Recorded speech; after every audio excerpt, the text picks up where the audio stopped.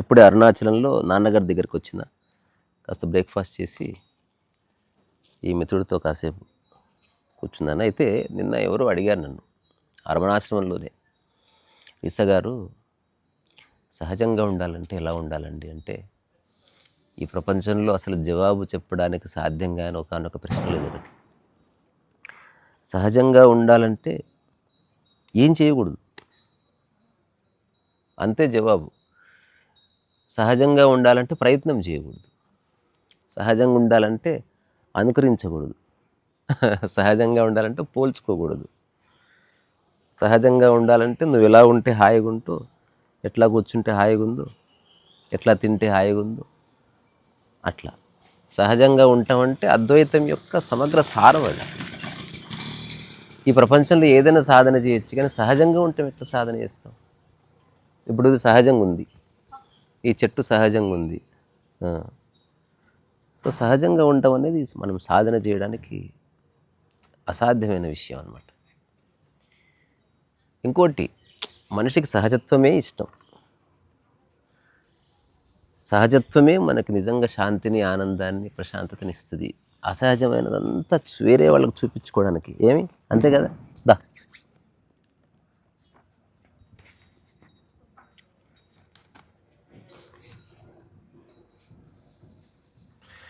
So ఇప్పుడు ఎవరో బంగారు నగలు వేసుకొని పెళ్ళికి వెళ్తారనుకో, అంతా వేరే వాళ్ళు చూడడం కోసమే కదా. వేసుకున్న వాడికి ఏం బాగుంటుంది, చూసేవాడికి బాగుంటుంది. కానీ మరి నిజంగా వేసుకోవడం అంత బాగుంటే, ఇప్పుడే నాన్నగారితో అంటున్నమాట, ఇంటికి వచ్చిన తర్వాత కూడా వేసుకుని ఉండాలి కదా. నిజంగా బాగుంటే ఇంటికి వచ్చిన తర్వాత కూడా టక్ వేసుకొని, జీన్స్ ప్యాంట్ వేసుకొని, షూ వేసుకొని ఉండాలి కదా. అస్సలు బాగోదు. అసలు బట్టలు వేసుకుంటే ఎలా ఉండాలి అంటే వేసుకున్నట్టు ఉండకూడదు. మనుషులతో ఉంటే ఎలా ఉండాలంటే ఇక్కడ ఎవరు లేరు అన్నట్టుగా ఉండాలి. పని చేస్తే ఎలా ఉండాలంటే నేను చేస్తున్నానన్న భావన లేకుండా చేయాలి. ఇదంతా సహజత్వం. అక్కడ ఒక పొట్టి కుక్కుని చూడరా, అగో అగో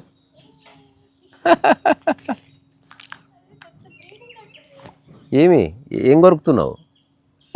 ఇది షర్ట్ కొరుకుతున్నది. సో సహజంగా ఎట్లుండాలంటే చెప్పు, అమ్మా ఇది సహజంగా ఉంటామంటే.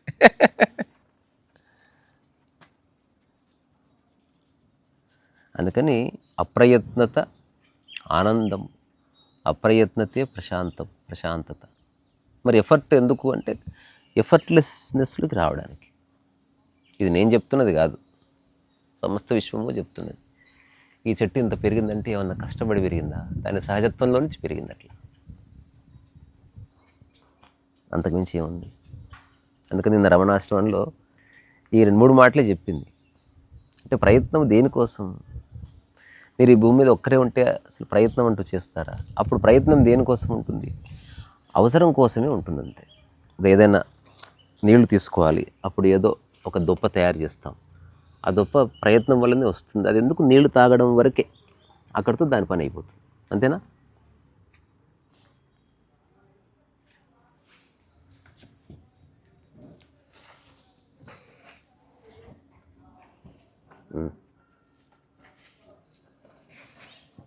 మనం తప్పకుండా ఒక 2-3 ఆవులు పెంచుకోవాలి మనం కదా.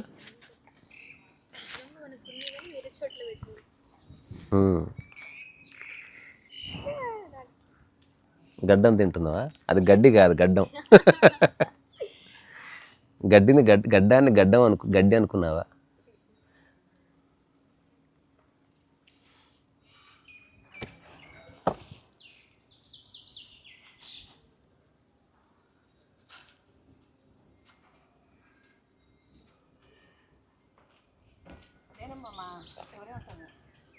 వస్తాను, వెళ్ళేటప్పుడు వస్తా. అలాగే.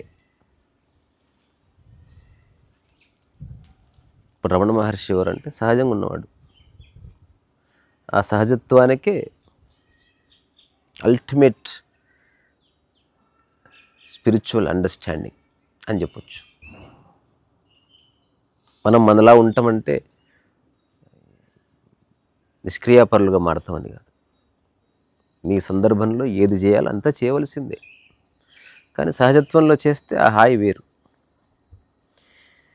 అంటే వేరే వాడు ఉన్నాడు అన్న ఒక ధారణ లేకుండా నీకు ఎంత సాధ్యమో అంత.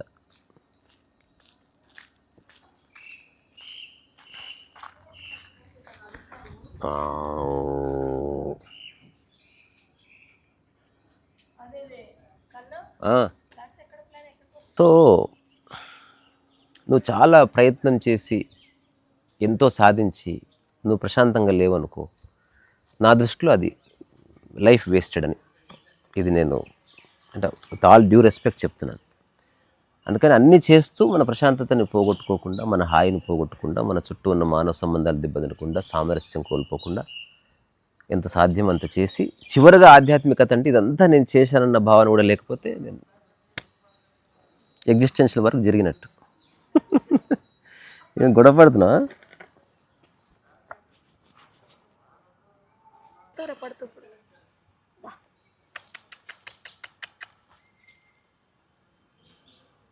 ఇవి జెర్సీ ఉన్నాయి, ఇదిగో వీటికి మొత్తం అవి గుమారి పట్టింది కన్నా. అలాగే తర్వాత అవి కొంగలో